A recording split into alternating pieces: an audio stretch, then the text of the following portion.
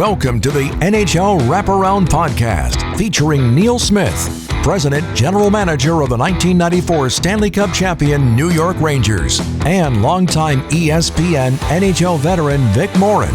Together, they share no-nonsense opinions on news and issues around the National Hockey League.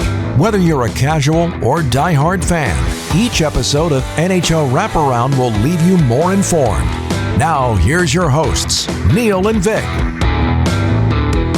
Welcome to NHL Wraparound. Vic Morren and Neil Smith along with you, and we're going to be joined shortly by the president of hockey operations for the Calgary Flames, Don Maloney. But first, 3 things you need to pay attention to. And let's look at a couple of goal scorers here, Neil. Guys that have really stepped up in Washington and in Colorado. You know, you expect Alex Ovechkin's going to be at the top of the list in Washington, and in the Rocky Mountains, it's going to be Nathan MacKinnon. But a couple of guys surprising the top of the goal scoring charts right now. Yeah, and Tom Wilson, who's thought of more for his agitating way to play for the Caps and has done a marvelous job of that over the years. But we have seen him develop into more and more of an offensive threat, plays a power play. Well, this year he's starting off already with 5 goals and 1 assist for 6 points in the first 4 games of the season. And so give Tom Wilson a lot of credit. I mean, he's well ahead of Alex Ovechkin in the goal scoring department.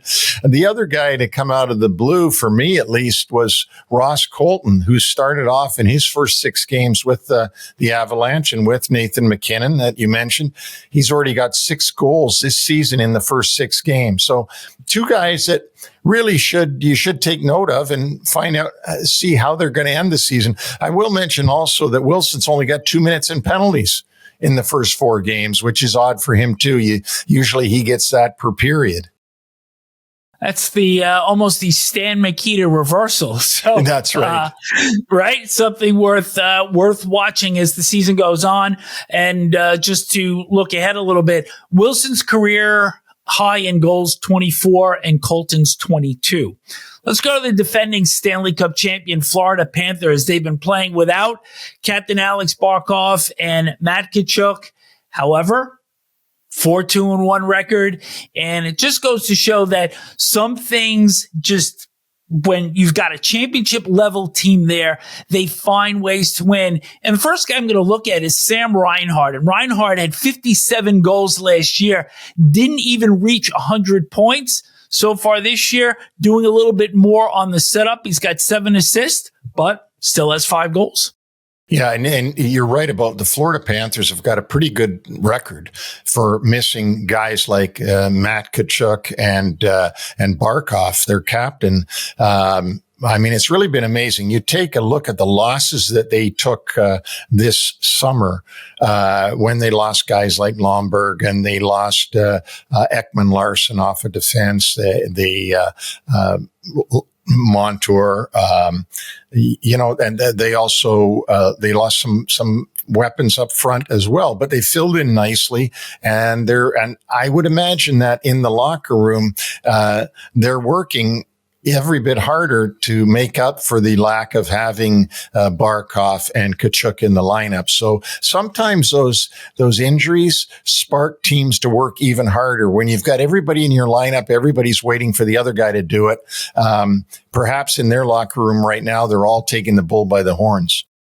They certainly are. They certainly are. And the only unbeaten, untied team, perfect record in the NHL through 2 weeks of the season, the Winnipeg Jets. Now, let's not get too much over our skis here. They have played 4 out of their first 5 at home and 4 out of their first 5 against non-playoff teams. The only playoff team from last year that they've actually beaten was the Edmonton Oilers, a 6-0 whitewash on opening night.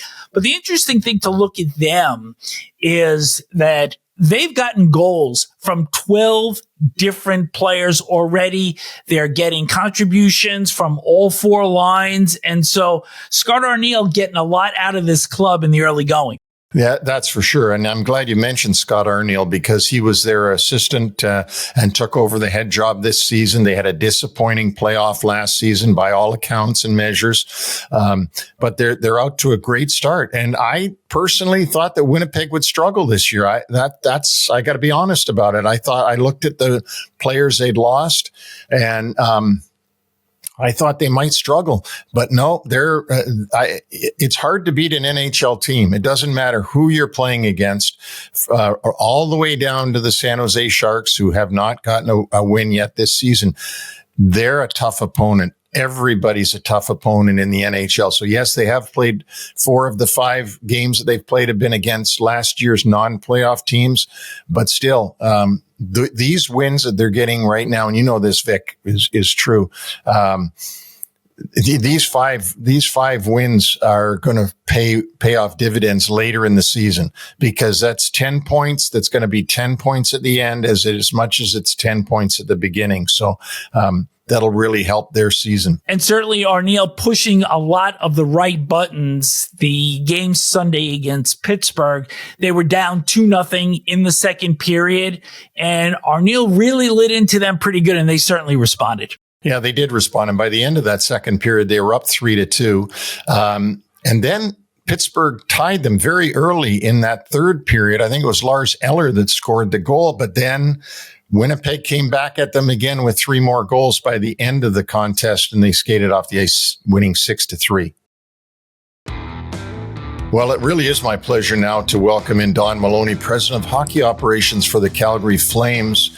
Don and I go way, way back. Not only do we both share being alumni of the New York Rangers, but we worked together for many years, and they were probably some of the very best years of my career, getting to work with Don Maloney and having a lot of fun doing it. And 2 guys that really, I think, at least from my view, Don, became very close friends. So it's really good to have you on. Oh, it's a pleasure, Neil. Those are some of the best years that you saved me from wandering out in the desert and brought me back to New York as your assistant. And for that, I'll be forever grateful.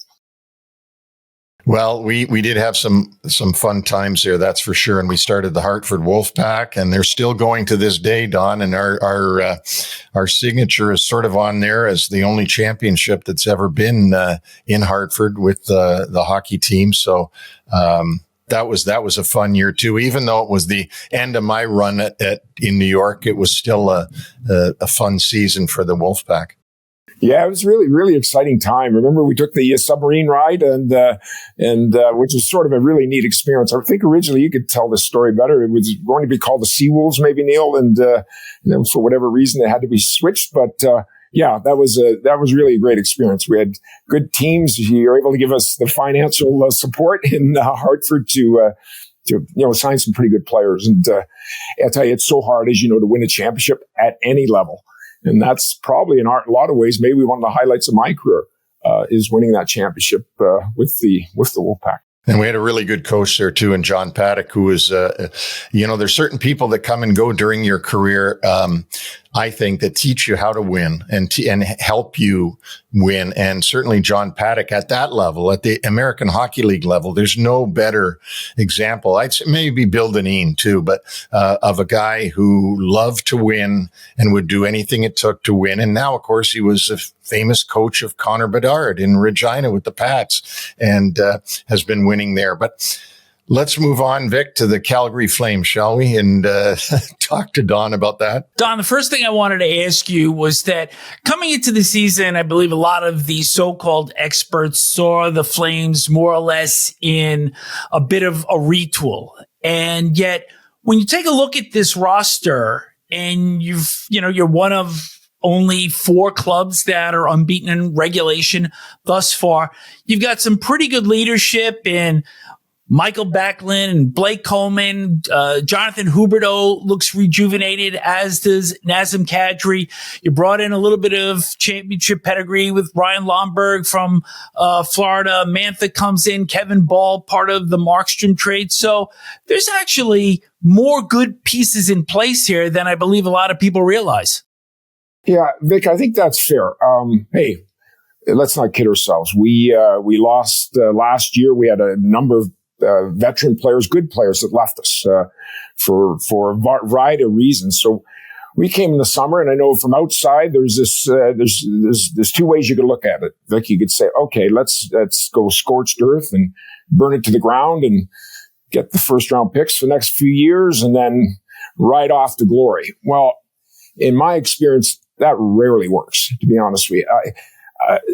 This started from the top down, from ownership down, to say, hey, you have to have a winning culture to have any kind of success. So, one of my when I addressed the team at the start of training camp, I said, there hasn't been a year. I've been involved in professional hockey for 46 years. And there hasn't been a year that you don't start training camp with the idea of winning a cup. In order to win the cup, you have to get to the playoffs. So our goal is obviously to get to the playoffs. And we know I give Craig Conroy, the manager, Ryan Huska, the head coach, a lot of credit. It really, the names you mentioned, our leadership, we have really 6 players here that are sort of the core leadership group. And they sort of got them together this summer and said, hey, we're going to go as far as you guys take us. We're not throwing in the towel. We're not saying, oh, let's just get by and let's try and stay around and let's think a top 10 pick. Absolutely not. Our goal is to get to the playoffs. And I really do think it has to be every year. You have to be realistic about it. We're not sitting here and saying, okay, we've done it all and we're a week into the season and we're praying for some sort of pandemic to shut the league down. That's the way we're going to win the cup. That's not the way it works. We had a good start. We know it's a long season.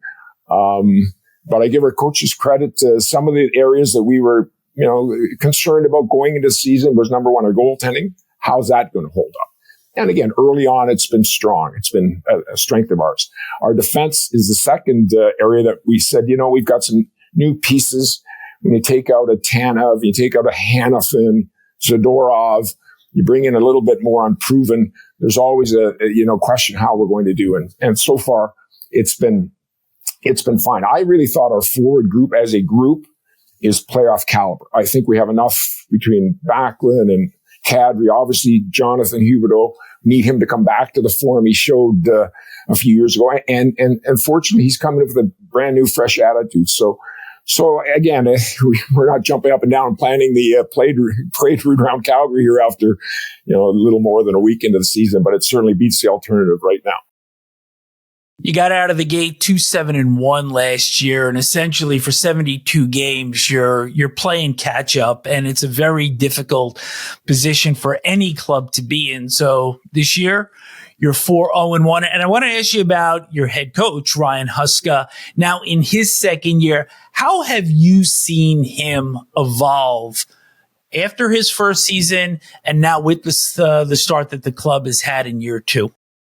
It's a very good question. Vic, it's night and day to me. Ryan came in, as much as he was an assistant coach for many years, once you get into the driver's seat, and especially given the start we had fairly high expectations last year. I thought we could be a playoff team last year. I thought we were deep enough. We had enough veteran players. We had some younger players we were fairly strong on. And you get out to that start, I don't care where you're playing, whether it's Calgary, whether it's New York, whether it's Phoenix. It's you get behind the 8 ball early. It's very, very hard to chase. And on top of that, we had this unrest within our group. All of a sudden there was this narrative every day. Nobody wants to play in Calgary. Nobody wants to sign in Calgary. It's a bad place to play. And it couldn't be further from the truth. This is really a great city to live in and a great place to play hockey. Our fans are loyal. We fill the building. But it was just this narrative that so now you introduce this new head coach. Unfortunately, we tried to find an assistant coach with head coaching experience to kind of help him out a little bit. We weren't successful doing it. And we got off to a slow start. And I think if Ryan was on with us today, he'd be saying the same thing. Those things I'd maybe do different, just understanding the league, the pressure, the schedule. We brought in Brad Larson as an assistant coach this last offseason, who was a head coach in Columbus for a number of years. And I really think he's had a really good influence on Ryan. Just the idea that he's got somebody to throw things off in training camp. We had a very good training camp. And I know nobody pays attention to the record in training camp, but when you have a good camp and you win some games, and it gives a little bit of faith and confidence, you go into the season. And for a team like us that we needed some good signs early. We got some wins early. So hopefully that'll carry us into the season and beyond. Don, I want to bring up something because you just mentioned it, and about Calgary, the city, and Calgary, the Saddle Dome, and my experience of going there for so many years, and with our clubs. It must be such a difference for you, a guy who's was great player for the New York Rangers in Madison Square Garden, where the noise level is huge. And then in all the American buildings where the noise level goes through the roof some nights. And then now you're in what I consider the quietest building in the league. In fact, tell me and tell the listeners if I'm right or wrong, but it's almost like you can hear the players talking to each other on the ice because the group of fans are so studious that they sit there quietly and really watch the game, like really take it in and take in the nuances of the game of hockey. Yeah, it's so true, Neil. You have to almost come up here and experience it because New York is a great place to play. Vegas, you go to Vegas and there could be a light go off and people yell and scream. And in Canada here and all the Canadian cities, it is a quieter in game. Just because they're watching the game, they understand it. And I laugh. I think in New York, you play there and, the people in New York, they're all, great fans. You might lose a game 6-1. You'd go out to a restaurant after and people be clapping you like, great game. And you're thinking, God, we just lost 6-1. How could it be a great game? In Calgary here, it's a different story. You go out and after a game, you lose 6-1, people just look at you. They're not clapping you in the back. They all know you guys are horseshit tonight. And so it's a whole different mindset. But that being said, I wanted a chance to work in the Canadian market. After I left Arizona, they told me to leave the desert and never come back. I ended up coming up here with Brad Treliving, and I've really enjoyed the experience. We play Edmonton, and it's even different than the Ranger Islander series in the past. That was just this. They're the same fans. It's just Here is like the whole city. If we beat them, it's like the city gets picked up. You could feel it, everybody. And we lose to them, and it's just like this whole southern Alberta has a sag to it. And so it's sort of a neat, the fabric of the game up here in Canada is so neat to be a part of because people do care. Arizona was a great place to work. Really good fans down there. The trouble is they'd come to the game winning or losing. They'd have a good time. And we never were able to win enough to develop this culture that demands you're winning.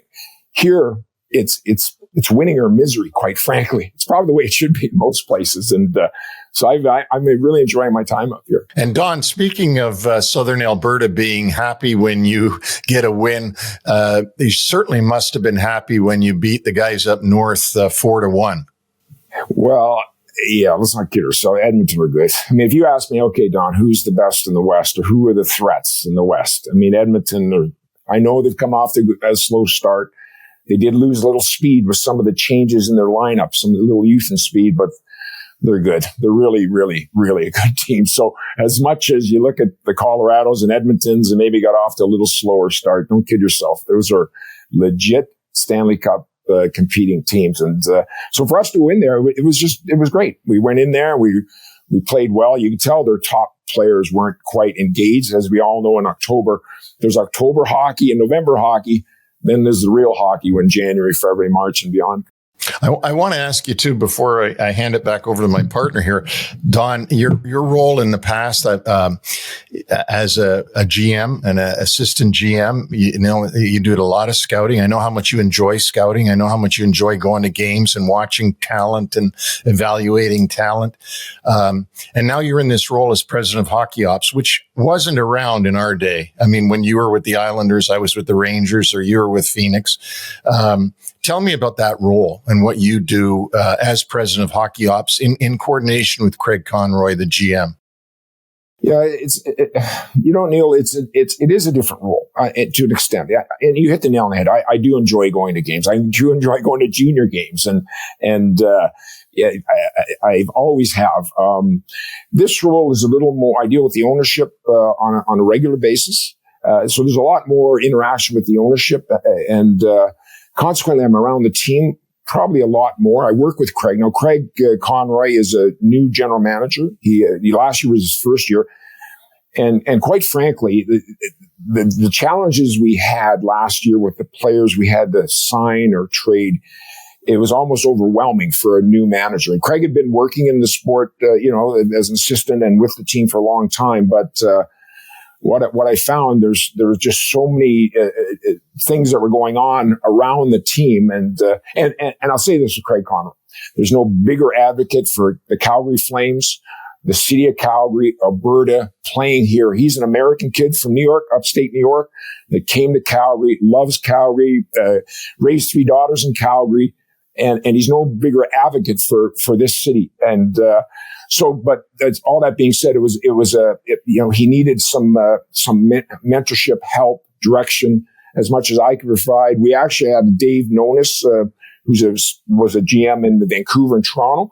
He's on our staff as a senior vice president, assistant manager. So we were able to get some other people with some managerial experience to help Craig kind of guide him. And again, like Ryan, I've noticed a marked change in Craig, just maturing, understanding the role and the people he has to deal with, from agents to other managers. So it's been, in that sense, quite frankly, I wouldn't say it's a crucial role. The general manager's role, in my mind, is it's not a great job. To be honest with you, it's a crappy job. I mean, it takes over your life. It's 24/7. I know there's great things. You get paid well, the accolades. You're the face of a franchise. When it comes down to actual living, that was my problem as a manager. You can never turn it off. And I don't care whether it's mid-December or mid-July or August, you're always on. You have to be on, and you're always thinking and trying to figure out how do we win here. My job here is taking a step back and just taking a kind of a bigger picture look, and where are we going and what's our staffing look like, and trying to, Craig bounces things off me all the time. I do the same to him, challenge him in certain things. So it's, in a lot of ways, you don't have my direct responsibility is obviously over the manager and the coaching staff, but it's more of a advisory role. And, I'm the one that hired him. I'm the one supporting him. I'm the one that hopefully we can bring glory and all good things back to Calgary. So in that sense, it's a little different. It's not the day-to-day grind that a manager faces, saying, okay, I got to talk to these 7 agents today or these 9 general managers, and these guys are trying to steal things from me and all that. You don't get that daily interaction. So I'm quite enjoying it. I was doing what I was doing, quite frankly, Neil, for quite some time with Brad Marchand, helping him. This has sort of rejuvenated me. It's given me like a new challenge, for lack of a better word. So I'm really, quite frankly, really enjoying it. Part of that also is rebuilding the culture. And, you've mentioned how great it is to play in Calgary, how great Southern Alberta is. I'll tell you, I have vacationed up in the Banff and Lake Louise and Jasper areas several times already. And a week ago, you guys had a 4-day break in your schedule, and there was a team bonding up in Banff. Can you tell how important that was, just to get the team together early in the season and really have everybody bond away from the ice? Well, Vic, it was interesting because last year at the end of the season, we all do our exit meetings with players. And what I found interesting in that was that a couple of the younger players brought it up, that we came in, it was Zari, Toss, we came in, the guys were great, but it'd be nice to do a little bit more with the team to get to know each other. And I thought there were interesting observations from some of our younger players. And so we made a conscious, a lot of teams do this at the start of the year. They go somewhere and have a team building, team bonding event. And for us, we couldn't do it in training camp. Our schedule didn't allow it. So we had this break at the start of our season, and really it was a no-brainer. It's only an hour and 15 minutes up the road to Banff, which is an absolute gorgeous place. It wasn't that we had 18 things scheduled for the guys. They basically went in. They had some spa time on their own. Then we had a little kind of bowling pool tournament thing. The guys just love, this casual environment, everybody having a couple beers. And then we had a dinner and a couple comedians in there.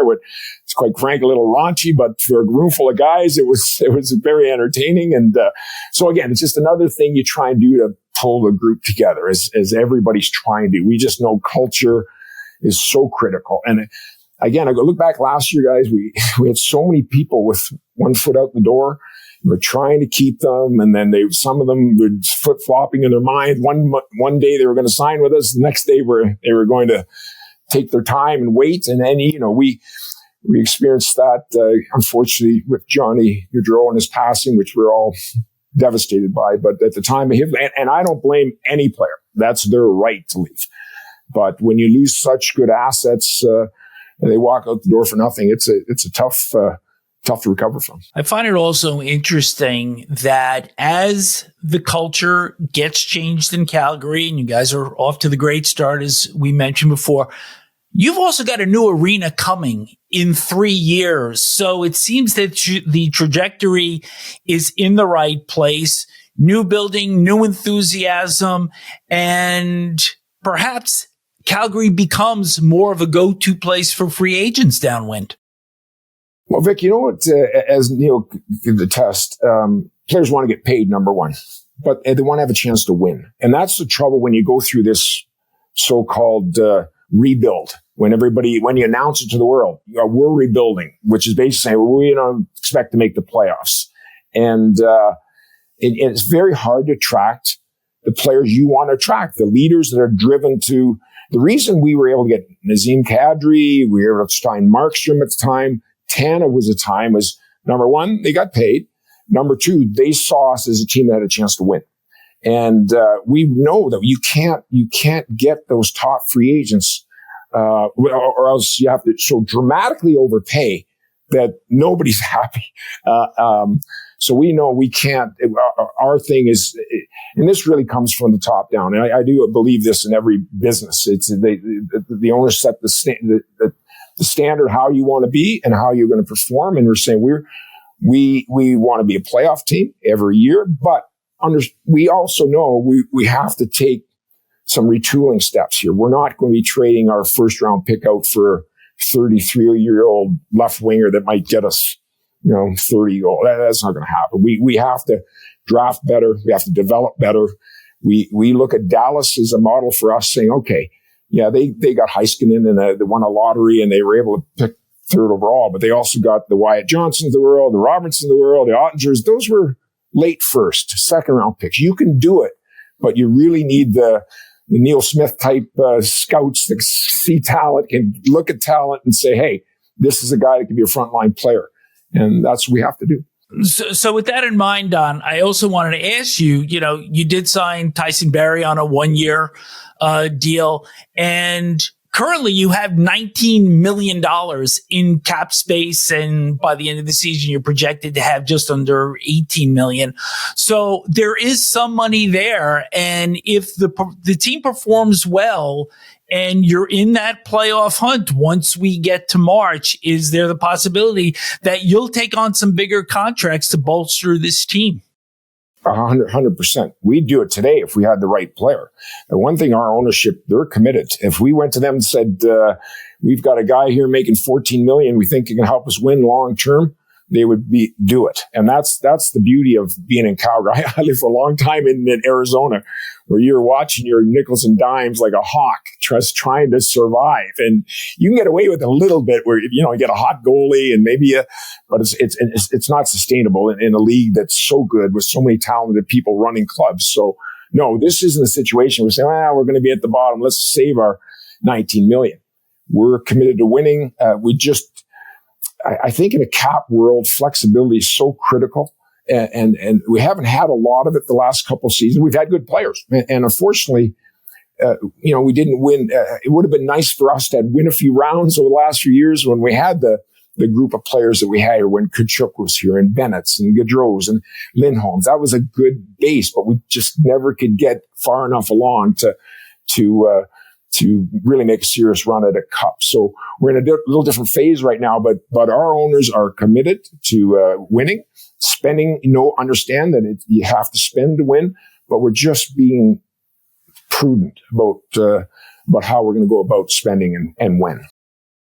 Don, I wanted to touch on the business side of this just for a minute, because I think there's a lot of people that listen to our show that are in the United States And that's where most of our listeners come from, obviously, with my background in New York, and that we spike towards an American audience. And a lot of people would not know about Calgary, Alberta, and the challenges of doing business in a 32-team league for a Canadian team. And you have some advantages in that you have no income tax, provincial income tax, I believe. You have some disadvantages, huge disadvantages in taking in Canadian dollars at the gate and paying out American dollars to the players. Could you just talk about that for a minute? Because we know how committed your ownership is, but I also want people to know that commitment is huge because they're taking in Canadian money and paying out American money. And there's a big difference in the exchange rate. Yeah, Neil, that's the big. It's not just us. It's every Canadian team. It's a real challenge. Every day we get up and look at the exchange rate and say, "Oh God, to move by a penny, that's going to cost us $1 million more today." Or it's the reality of the business. Everything gets paid in U.S. The players get paid in U.S. dollars. We bring in a lot of our revenue in Canadian dollars, and so it's a challenge. Let's face it, it's supposed to snow here today in the middle of October, and we're not going to practice in flip flops and our golf carts here. So there's some lifestyle issues. If you're a young guy, maybe a single guy, you might like the Californias or there is a provincial tax here now that wasn't here a number of years ago, but we are certainly not at the level of the Toronto's or Montreal's, their tax base. So yeah, there's some real challenges of on the positive side. From a family, if you have a family, it really is a great community, good schools. It's really a small city, and I think the family, people, young children love playing here. What I found being up here, when you draft a U.S. player, you really hope they meet a Calgary girl, quite frankly, because if they stick with the high school sweetheart from back in Boston, there's a very good chance when they're ready to go, they're going.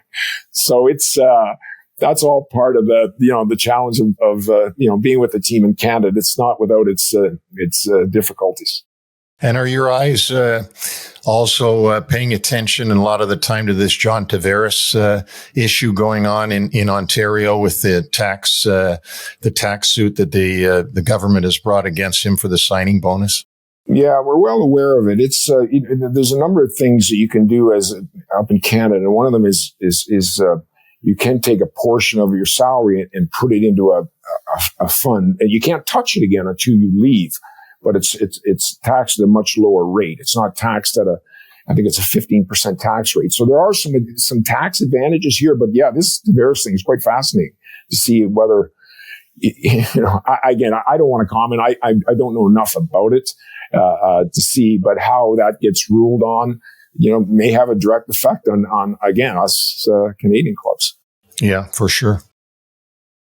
Don, before we let you go, we talked about you playing in New York and came up Valentine's evening in 1979. Your first shift came out from behind the net, if I recall correctly, stuffed one past Gilles Gilbert. I actually tried to find the goal, but I actually found more Don Maloney fights than I found Don Maloney goals on YouTube.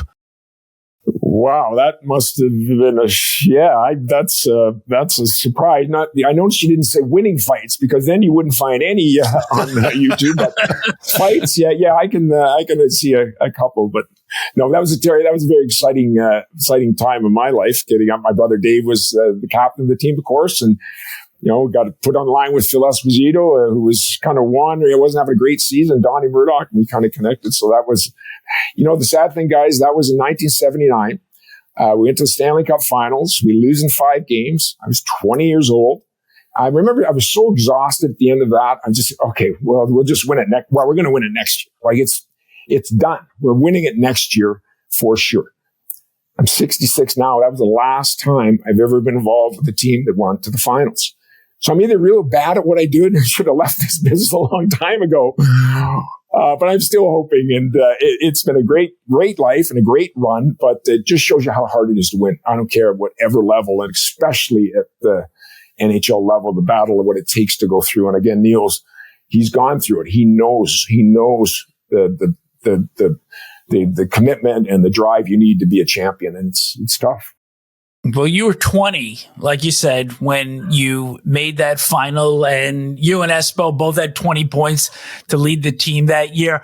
But my final piece to you is, so after that season ends, a lot of the players on that team wind up becoming celebrities. And there's the memorable Sassoon commercial with Anders Hedberg, Espo, Ron Duguay, and your brother Dave. So I want to know that, whether did he pull rank on you because he was the older brother, the team captain? Because certainly you have to have been able to have sung better than he did. I would hope so. I mean, that was really sad, to be honest. There actually was a second commercial done about a year later that I was involved with Espo and Duguay and Hedberg, but it wasn't quite as popular as the first. So I was back in the studio 54 days and the long hair days and all the good times. That was a fun time in my life. And I'll never forget, Don, from my vantage point, and I've mentioned this to you in the past. I just want to make you chuckle about this again, but I didn't know you at the time I was scouting the Rangers and you were playing for them. I was with the Islanders, and you had the darkest 5 o'clock shadow of any player in the league. And I remember, like, your beard grew in quicker than anybody I'd ever seen. You must have had to shave like twice a day. Yeah, it was I did, for whatever reason. Yeah, I don't know, as a family thing there, but that was sometimes 3 times a day. So depending on how late the night went. So all good. Well, we really appreciate you coming on and doing this, and hopefully we can do it again down the road when you're in first place in February. And we say, remember, you promised to come back. So and we'd love to have Craig on at some point too. I know Craig a little bit from way back and stuff, but it's always great to see you. That's for sure, and it brings back such great memories of those years we spent together. Yeah, it was. It really was a fun time in the late 90s. And again, you look at those rosters, Neil, and like, we had the right pieces, but it just didn't fit. Like, we had so many good players and you got people, we got them in there, but it goes back to the chemistry and the mix of your team. And so everything's a learning experience, but that was certainly a fun time in my life. And the one thing that you and I have had, the unfortunate part about Calgary, we drafted a great Calgary junior player very high in the draft, if you remember, in 99, who'd scored 92 goals for the Calgary Hitmen, and it didn't work out for us. And everybody in the league, his name is escaping me. That's why I'm Pavel Brendel doesn't escape me. Pavel Brendel. We talk about him a lot around here, from a guy that basically, I remember the meeting we had with our scouts. Scouts would say either hits the goalie, misses a net, or scores. He doesn't they don't make the save. That guy could shoot a puck. We thought he was the next Jagger. Our scouts did. Thought he was the next Jaromir Jagr. And we made a big deal, and it really was. Unfortunately, he wasn't the most driven player in the world. His work habits were poor, and really, he bounced around in Europe. He played a little time. He actually played a number of years in Europe, but never was seen again in North America. It was incredible for a guy to score 92 goals in the Western League. Was unheard of. Like, we thought we were getting Mike Bossy from the Western League, and it didn't turn out that way. But then we also got Jamie in the first round later on, because I made a trade actually with Calgary to get him. Exactly. Jamie Lundmark. Yeah. Who was Jamie Lundmark. Yeah. Again, it just shows you how critical drafting is. And in hindsight, they had the Sedins at the top of that draft, but after that, it wasn't a real deep draft year. And Lundmark ended up being just a serviceable player for a number of years. But when you're drafting the top 10, there's a lot of suffering, as we all know, to draft in the top 10. And you like to hit on frontline players or top 2 lines. And unfortunately, I think in Jamie's case, it didn't quite. He was a good player for a long time, just not a star. I will say, Don, that from that draft, the guy that deserves more credit than he's ever gotten is Brian Burke and what he did to get both Sedins. At the time, I didn't even think about that. He set up the Vancouver Canucks for 2 decades by getting those two guys in there. Yeah, it was remarkable. It was remarkable. I mean, he probably doesn't get enough. Last thing Brian Burke needs to hear somebody say good things about him. And I love Brian. He's a good friend of mine. Too. But no, it really was. I mean, as much as it is winning a cup, what he did, how he manipulated that to end up with both Sedins was magical, quite frankly. And to your point, it set that Vancouver team up for decades. Yeah. Well, thanks again, Don. This has been great. And good luck. Keep going. Okay, thanks, guys. Nice chatting with you. And don't forget, our website is NHLWraparound.com and also Wraparound Short Shifts. Neil and I will be on every Wednesday and Friday to kind of bridge our regular Wraparound shows. So, Neil, something interesting that every year we see early in the season certain metrics that are put out by the NHL in terms of height and weight and age. And the 6 oldest clubs in the NHL are paired up in a rather fascinating way. So the clubs kind of in the win now mode are 1 and 2, and that's Edmonton with an average age of 30.6. Nashville, 30.2. The 3rd and 4th teams are what we would, I think, call middle of the pack clubs. Pittsburgh at 30 years of age and the Islanders at 29.5. And then clubs 5 and 6 aren't they supposed to be younger because they're aspiring to get back in the playoffs? And that's the Chicago Blackhawks at 29.4 and Detroit at 29.3. How do you read that? Yeah, I mean, it's a difficult read. I think it's easy to say, well, we know what Edmonton and Nashville is trying to do, although Nashville has not had a very good start. So it's going to be tough for them to win now with the start that they've had. But moving past that, Pittsburgh's an older team. We've talked about this before, that are they trying to rebuild or are they trying to go for it? And it seems like, again, they're trying to go for it. And they do have an older team at 30 years old. The Islanders are a middle of the pack team, probably a playoff team, a wild card team, perhaps in the East. Curious that they're a little bit older than maybe would be optimal for where they are in the league. And then under the, shouldn't they be younger? I think Chicago has some real good young talent there. And they're surrounding it with some older players. And that's how they're trying to build that organization up and that's where you get that average age going up to 29.4. Detroit, probably the same thing. They're probably trying to surround their young guys with guys that know how to win. Not working out too well in Detroit so far this season. I believe in them a little bit more than what their record is, but we'll see as the season goes on. It was just fascinating, just the way those 3 pairs seem to line up. So it was a point worth mentioning, right? I'm going to give you a handful of player items. Want to see if anything jumps off the page to you. Saturday in Utah, Brad Marchand turned a puck over at the Utah blue line. The Utah Hockey Club wound up scoring a goal, which was later disallowed. But Jim Montgomery went down to the end of the bench and absolutely chewed on his captain. For me, is there something to be said that Montgomery would go right down to the bench and really get on the guy that is supposed to be the leader of the club? I think it's great because Jim Montgomery's a player's coach. I mean, we've had him on our show. We know what he's like, and he's a real good man. And but you know what? He's got to do what he's got to do from time to time. And one thing about the head coach, Jim Montgomery, is he knows the personality of his players and particularly of his captain. So he'll know or did know the right time to do that, I'm sure, because that's what makes a good coach good. And so I'm glad to see it. And I think it's good for the younger players to see there's no exceptions on this bench. You turn the puck over, you're going to hear about it.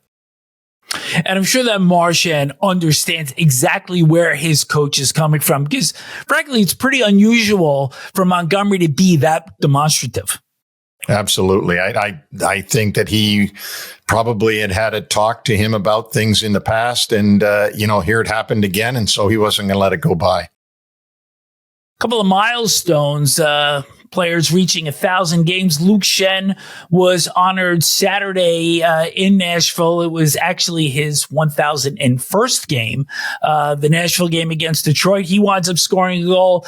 Tyler Myers plays his 1,000th game Saturday in Philadelphia, picks up an assist.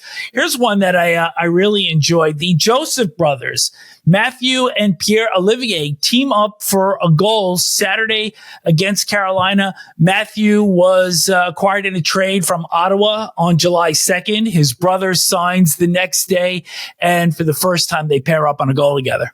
Yeah, that's really cool. That's a great story. I remember seeing his parents when Ottawa would play Pittsburgh, and one parent would have on the Ottawa jersey and one parent would have on the Pittsburgh jersey, so they weren't taking sides. Finally, Brian Little signed a one-day contract Sunday to retire with the Winnipeg Jets, played 843 games over 13 seasons, and that dates all the way back to the franchise roots in Atlanta. Yeah, that's really cool too. And if you don't know it, it's hard for people to understand that the Winnipeg Jets are the Atlanta Thrashers, and the Winnipeg Jets of the original Winnipeg Jets, I guess now are the suspended franchise that sits in Phoenix. So their records from the original Winnipeg Jets are in somewhere out in the hyperspace. They're not being used right now.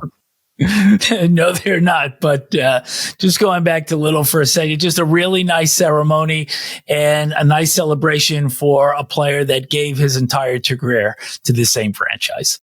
Yeah, it's really great. And you talk about players not wanting to play here, not wanting to play there. Well, if you ask Brian Little, he played in Atlanta, which is a southern, very warm, nice climate. And then he played in the freezing cold of Winnipeg. But they tell me that when you play in Winnipeg, there's no place that treats their players better than the people of Winnipeg, Manitoba. And that was certainly evident yesterday with the little ceremony that they held for him. This is the human side of the story. And Neil, I was going through some of the birthdays that show up on NHL.com. And on Sunday, Garry Monahan celebrated his 78th birthday. And Monahan was, I'd say, probably just a marginal NHL player, but he certainly has a very significant place in NHL history. Being the first ever amateur draft pick back in 1963 by the Montreal Canadiens. And why is that of some significance? Well, he was actually 16 years old at the time, and Clarence Campbell, the president of the NHL, had decided that he wanted to give all teams in the NHL the equal chance to get a star player. So those that weren't on what they called sponsorship lists, and that was back in the day that everybody had a team in junior hockey that they sponsored. We had Don Maloney on the show earlier. Guess what? He played for the Kitchener Rangers. He wasn't sponsored, but that still is a team in the Ontario League that was started by the New York Rangers, and that's why it's called the Kitchener Rangers. There was a team, of course, in Oshawa, the Boston Bruins had sponsorship of that. In St. Catharines, there were the St. Catharines Teepees that were the Chicago Blackhawks sponsored team in junior hockey, and so on. The Toronto Maple Leafs had the Toronto Marlies that they sponsored, and that's where all their prospects went. But you'd literally go out, you'd scout players and sign them to a sponsorship card, and then they would play for your junior team, and then you had their rights going forward. So you can imagine that Montreal and Toronto were grabbing all the best players because a lot of the players were Canadians playing in either the province of Quebec or the province of Ontario. And it left the four American teams with not as great a chance to get the good players. In fact, Vic Gordie Howe wouldn't have ended up with Detroit had the Rangers not made a horrible mistake. They had him at training camp and cut him. So the draft got started back in 1963 to give teams a chance to get these players that weren't on sponsorship lists to draft them. Interestingly, the teams weren't allowed to talk to them about playing professional hockey until they turned 18. And then at that time, they had 72 hours to sign the player to a contract, or they didn't have his rights anymore. So that was the start of the amateur draft, something that we see today with all the glitz and glamour and everything of the Sphere in Las Vegas this past summer. 32 teams picking. The young Celebrini goes to San Jose, and their hopes are all pinned on him. Last year, Connor Bedard going to Chicago Blackhawks, and they're instantaneously celebrities now when you're picked at that high in the draft. I don't think that was the case in Montreal for Garry Monahan in 1963. A little bit of a difference from the Sphere in 2024, and probably a very quiet atmosphere at the Queen Elizabeth Hotel in 63. And that will do it for this edition of NHL Wraparound. Thanks to Flames President of Hockey Operations, Don Maloney, for joining us. And thank you to our listeners. Send questions or comments to nhlwraparound@gmail.com. And don't forget our website, nhlwraparound.com. And also, Neil and I will be back on Wednesday with our short shifts with more immediate in-depth coverage around the NHL. All 32 teams in action on Tuesday night. So on behalf of Neil, I'm Vic, and we will talk to you on Wednesday.